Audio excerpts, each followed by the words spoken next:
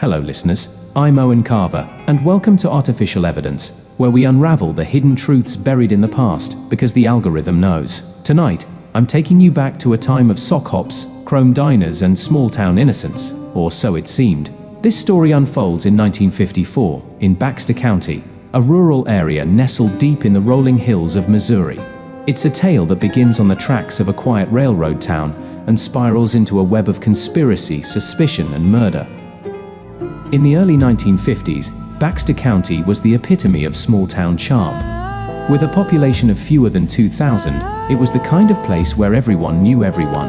And the local train depot was the heart of the community. The trains brought goods, mail, and an occasional glimpse of the wider world. But on the night of November 9, 1954, the arrival of Train 73 would bring something else: terror.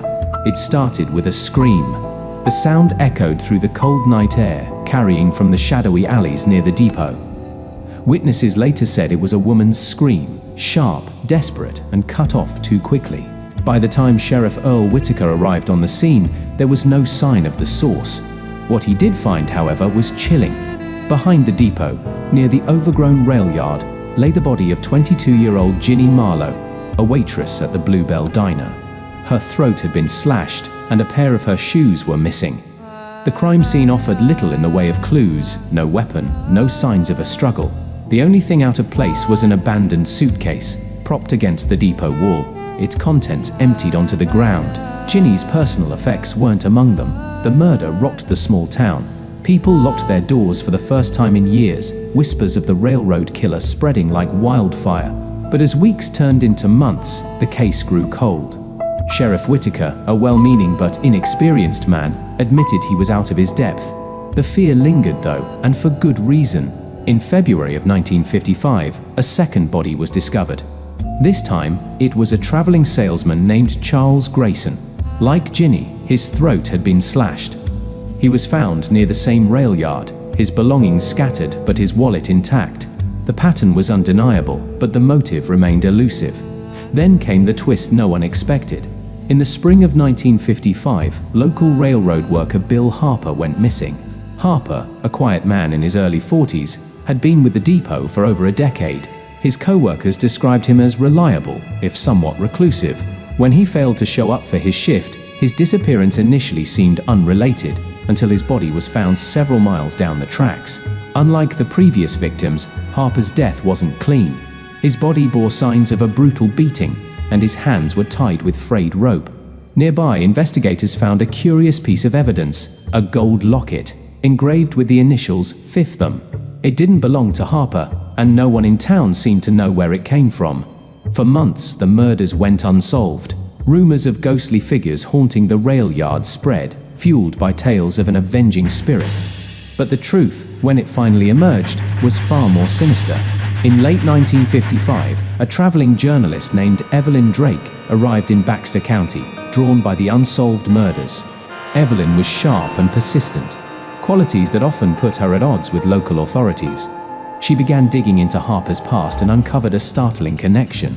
Bill Harper had been seen arguing with Ginny Marlowe just days before her death. Evelyn's investigation also uncovered another shocking link.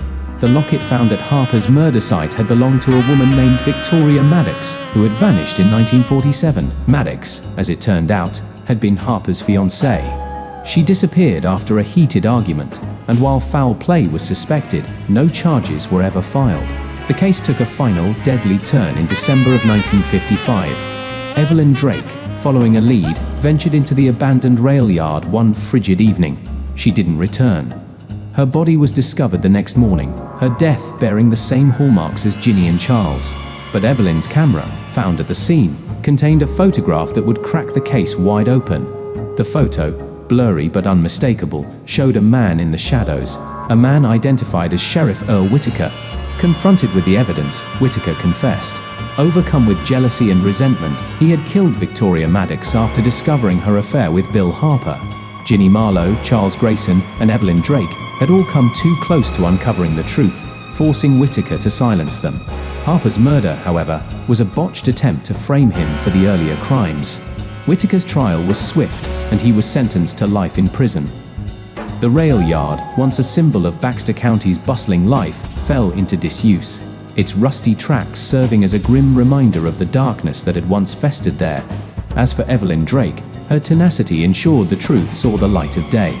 Today, her name is remembered as a symbol of courage in the face of danger, a legacy carved from the shadows of a small-town tragedy. I'm Owen Carver, and this has been Artificial Evidence. Smash that like button and subscribe to the channel for more unsettling stories from the algorithm. Until next time, and don't forget, the algorithm knows.